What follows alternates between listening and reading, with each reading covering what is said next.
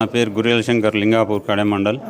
మేము 2 సంవత్సరాల క్రితం మలేషియా పోయి అక్కడ అనుకోని సంఘటనల వల్ల పోలీసు వాళ్ళు అరెస్ట్ చేయడం జరిగింది. 6 నెలలు జైలు ఉన్నాం. మేము అక్కడ ఇరుక్కుపోయినాక మా ఫ్యామిలీకి చెప్పినాం, గిట్ల పరిస్థితి ఇట్లా అయిపోయిందని చెప్పి మా పక్కోళ్ళు వీళ్ళకి చెప్తే మా భార్య పిల్లలు చాలామంది దగ్గరికి తిరిగినారు, చాలామందిని చేసారు ఇప్పుడున్న ప్రజెంట్ లీడర్ల దగ్గరికి. కానీ ఏ ఒక్క లీడర్ స్పందించలేడు, మాట్లాడలేడు, ఏది మాత్రం వెళ్ళిపోయలేడు.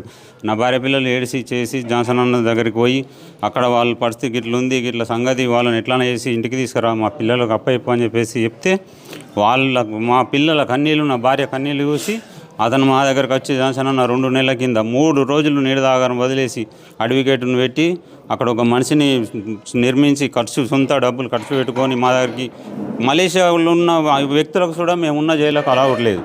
అక్కడ ఉన్న జైలు అంత కఠినమైన జైలు. అలాంటి జైళ్లకు జాన్సన్ అన్న లోపలికి వచ్చి మా దగ్గర అర్ధగంట కూర్చుండి మా బాధలు మొత్తం మేము చెప్పినాయని ఇని చేసి, మీరు టెన్షన్ పడకూరి, నేనున్నా మీకోసం, ఎంత డబ్బు ఖర్చు అయినా కానీ మిమ్మల్ని తీసుకుపోయి మీ పిల్లలకు, మీ భార్యకు అప్పచెప్పే బాధ్యత నాది, మీరు టెన్షన్ పడకూరి, కొద్దిగా తినుకుంటా మీరు మంచిగా ఉండూరి, మరీ దారుణం అయినరు, ఎట్టి పరిస్థితుల్లో మిమ్మల్ని తీసుకుపోతామని మాట ఇచ్చిండు. 4 రోజులు వెనకన్నా ముందో తీసుకుపోతా, టెన్షన్ పడకూరు అని చెప్పిండు. మాకు ఆ రోజు భరోసా కలిగింది. అప్పటిదాకా నమ్మకలేదు, మేము ఇండియాకి వస్తాము, మా భార్య పిల్లల్ని కలుసుకుంటామని. ఆ వరకు మాకు లాస్ట్ అనుకున్నాం, ఇక మలేషియాలో చచ్చిపోతామన్న ఆశ ఉండే. ఆఖరికి అయితే ఇక మనకి ఎప్పుడైతే వచ్చి జాన్సన్ అన్న కలిసిండో ఆ రోజు మాకు కొద్దిగా విశ్వాసం, నమ్మకం అనేది కలిగింది. ఎట్టి పరిస్థితులు వచ్చి మేము పిల్లలు కలుసుకుంటాము, అన్న మమ్మల్ని తీసుకుపోతాడనే నమ్మకంతో బుక్కడి తినుకుంటూ అట్లా ఇట్లా ఉన్నాం. అటు చేసి మళ్ళీ 2 నెలల తర్వాత మొన్న వచ్చి ఇంత తగినంత రాత్రి పగలనకుండా కష్టపడి తిరిగి అతను సొంత డబ్బులు ఖర్చు పెట్టుకొని మళ్ళీ అడవిగడితో మాట్లాడి మమ్మల్ని బయటకు తీసి 4 నెలల రోజులు కూర్చొని తినబెట్టి మమ్మల్ని అన్ని రకాల పేపర్లు తయారు చేసి, ఎంఏసీ నుంచి పాస్పోర్ట్లు, అవుట్ పాస్పోర్టు, ఇమిగ్రేషన్ పనులు, టోటల్ పనులు కంప్లీట్ చేయించి ఎలాంటి మాకు టెన్షన్ లేకుండా అతను ఎంబటి ఉండి చెమటాలు అడుపుకొని నాదిరి పగలు నిడద లేకుండా 3 రోజులు సరైన అన్నం తినలేడు, నిడదపోలేడు మా కోసం. ప్రతి ఆఫీసుల చుట్టూ తిరిగి వాళ్ళ ముగ్గురిని చుట్టూ తీయాలని మస్తు ప్రయత్నించాడు. ఇక్కడ ఈ దగ్గర మలేషియా ఒక 20 లక్షల దాకా ఖర్చు అయింది టోటల్ ఇప్పటి వరకు. ఇంకా 5 లక్షలు ఖర్చు అయితే వాళ్ళు ఇండియాకి వస్తారు, ఇంకా ముగ్గురు. ఇప్పుడు 20 లక్షలు ఖర్చు అయింది, ఓన్లీ ముగ్గురం వచ్చినాం. ఇంకా 5 లక్షలు అవుతుందా 10 లక్షలు అవుతుందా కన్ఫర్మ్ లేదు. అయినా కానీ ఇంకా ప్రయత్నాలు నడుతూనే ఉన్నాయి. అడవిగడ్డ తిరుగుతుంది, అక్కడ ఉన్న మనిషి తిరుగుతుండు, వాళ్ళ కోసం చాలా ప్రయత్నాలు అవుతున్నాయి. వాళ్ళని 6గురిని తీసుకురావాలని అన్నకు చాలా కోరిక ఉండే. కేటీఆర్ సారు సూర్యసేనల వరకు ఇద్దరు కలిసి మాకు జీవితాంతకాలం యాజమారం, వీళ్ళిద్దరి కోసం మేము సాధ్యమైన మటుకు మేము బతుకున్నంతకాలం మా పిల్లలు మేము రుణపడి ఉంటాం, వాళ్ళ కోసం పని చేస్తాం, వాళ్ళ కోసం ఇది చేస్తాం. ఏ విషయంలో అయినా వెనకాడేది లేదు. కేటీఆర్ అన్న, జాన్సన్ అన్న ఎవడన్నా ఏమన్నా అన్నా కానీ మేము ఊకుండేది లేదు, దేనికైనా సిద్ధం అవుతాం. మాకు ఇప్పటి వరకు జీవితాంతకాలం మేము మా మీద ఆశ లేకుండే మేము ఇంటికి వస్తామని. ఈరోజు జాన్సన్ అన్న సార్ దయ వల్ల, అన్న దయ వల్ల, కేటీఆర్ సార్ దయ వల్ల నా భార్య పిల్లలకు కలుసుకున్న సంతోషం.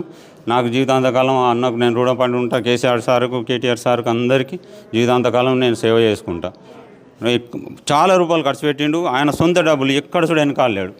చెప్పిండు, నీ పిల్లలకు, నీ భార్యకు నేను మాట ఇచ్చిన, ఎన్ని లక్షలు ఖర్చు అయితే ఆయన ముఖ్యం కాదు, మిమ్మల్ని ఇండియాకి తీసుకుపోయి మీ ఫ్యామిలీకి అప్పయ్యే బాధ్యత నాదని ఏ రోజైతే మాట ఇచ్చిండో ఇప్పటి వరకు కూడా డబ్బు విషయంలో వెనకాలి. ఆడికి వచ్చిన రోజు కూడా అన్నాడు, పోలీసు వాళ్ళకు, ఆఫీసర్లకు, అక్కడ ఉన్న ఏజెంట్కు, అడవిగట్టుకు ఎంత డబ్బు అయినా సరే ఖర్చు కానీ బాధలేదు, వీళ్ళని ఇండియాకి తీసుకుపోవాలా, వీళ్ళ ఫ్యామిలీకి అప్పయిపోవాలా. వీళ్ళ భార్య పిల్లలు ఏడుపులు దుఃఖం చూడలేక, మా దుఃఖం చూడలేక అన్న చూడ ఏడ్చిండు మాతో.